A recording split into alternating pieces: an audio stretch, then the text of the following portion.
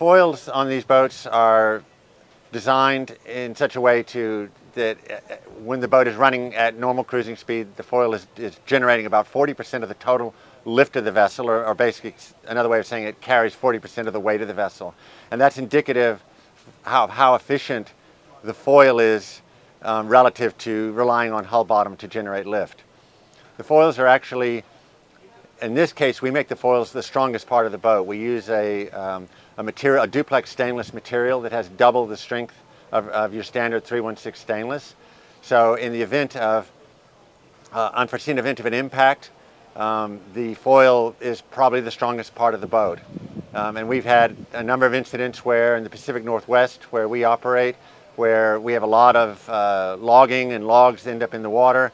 After a while, they go vertical, and you end up having 40, 50, 60-foot logs that are basically floating vertically. We call them deadheads. Very hard to avoid, cause a lot of havoc, kill a lot of boats. And it's one of the reasons the Pacific Northwest that everything's built in alloy, again, for that reason, for the strength reason.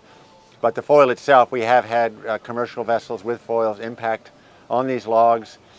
Yes, it does kind of grind you to a halt, but the end result is zero damage to the foil, zero damage to the boat, and it's an inconvenience, but there's no insurance claim, no rectification work required. The boats just can carry on and keep operating. So fantastically durable system relative to any expectation you might have or concerns you have about grounding or impact.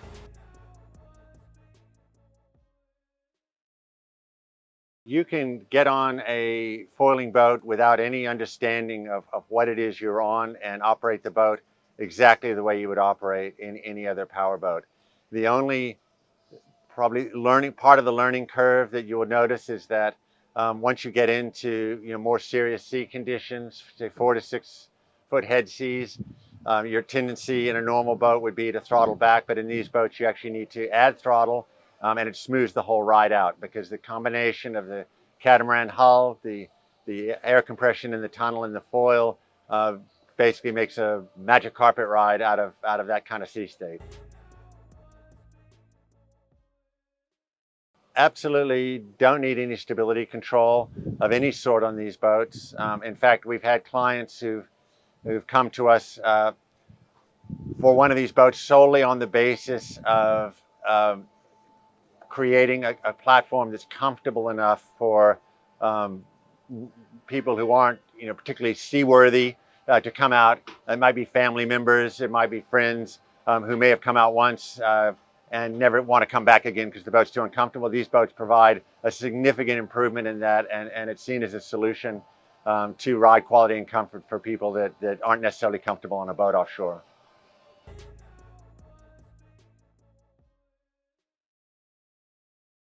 The aluminum construction is a standard throughout the commercial world. Military, police, search and rescue applications all use aluminum construction, and we build this boat and design it structurally to that same standard. So this boat is built as similar to all the toughest boats in the world, designed for all conditions and all situations. So both impact, durability, and ease of variability. The designs can be tweaked, the interiors can be tweaked very much to suit personal taste and mission-specific requirements. So we began working with Vandal. They came to us originally because of our experience both with catamarans and alloy construction. They're also very familiar, in the European market with the alloy construction, but they've insisted on the use of the highest marine grades, which in this case is the 5083 H116 alloy, which is incredibly ductile, but a very, very stiff, strong material, significantly stronger than other grades of alloy. And it has the ability to not only produce a stiffer, stronger boat, but also in the case of impact, compared to, say, a composite boat. With an alloy boat, you might get some denting in the metal structure in the worst case, but you're not going to get any core issues or water absorption issues that you would get in a fiberglass boat. So these boats can basically, even following impact, are able to keep running and avoid having to haul out for any immediate emergency repairs. Right. The asymmetric hull form has been around for a while. It was developed in offshore racing, and it was basically found to be the most efficient hull form, both in terms of speed, but also seakeeping and handling, which is obviously critical to high-speed boats.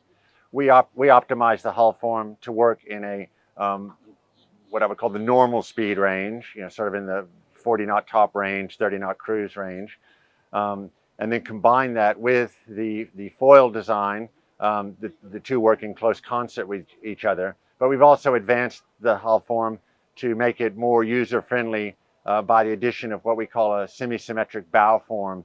So we have the ability to steer through in downhill situations. The boat will not self-steer. It basically tracks and controls beautifully from the helm, both uphill and downhill. And that's one of the unique features of this hull form. The whole purpose is to eliminate bow steering, which is not an uncommon experience with catamarans.